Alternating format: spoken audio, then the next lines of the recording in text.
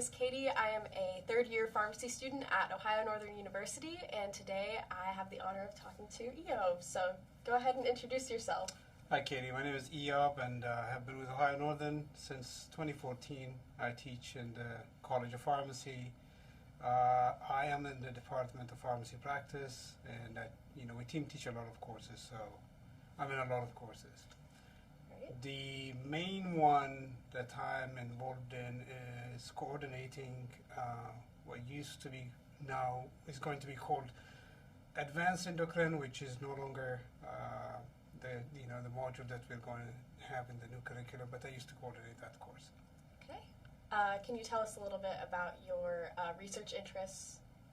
Research interests. My training in PhD is pharmacokinetics, and I try to do research related to pharmacokinetics. So it could be data that's already collected in patients, usually in a hospital setting, or it could be mathematical, so done with a computer model. So, Gotcha. and I involve students in the research. Right. So for those of us who are mere mortals, can you explain a little bit about what pharmacokinetics is and how it relates to drug therapy or patients? True. Okay. Good question. So in pharmacokinetics, we're trying to study what the body does to the drug. So when you take a medication, it does not stay in the body forever. It goes out. So there are ways of mathematically describing this process and ways of studying which way it gets out of the body, how long it stays, how long it's going to be active, and what are the factors that affect, is it the kidney function, is it the liver function, that affect how long the drug stays in the body. And the time the drug stays in the body correlates with how long it's going to act and how long you're going to have the pharmacological effect. So it is essential to understand pharmacokinetics. And a lot of drugs during development fail because they don't have good pharmacokinetic properties. So one of the reasons could be, for example, they cannot get absorbed. So if that's the case, you cannot give them, for example, orally. And you can't. It may be a wonderful drug experimentally in a test tube, but if you cannot give it in such a way it gets into the circulation and reaches its site of action, then it won't be useful. So that's why it's important. Gotcha. Yeah, we've just kind of started into that, entering that zone of pharmacy school. I'm a third year, so I'm in fundamental sciences of pharmacy. Okay. So we've kind of branched into that world, and it's a really, really important set of things related to pharmacologic therapy, but Yes. it's very difficult to understand. So I applaud you for being able to do research on that, because it's a pretty heavy subject. Right.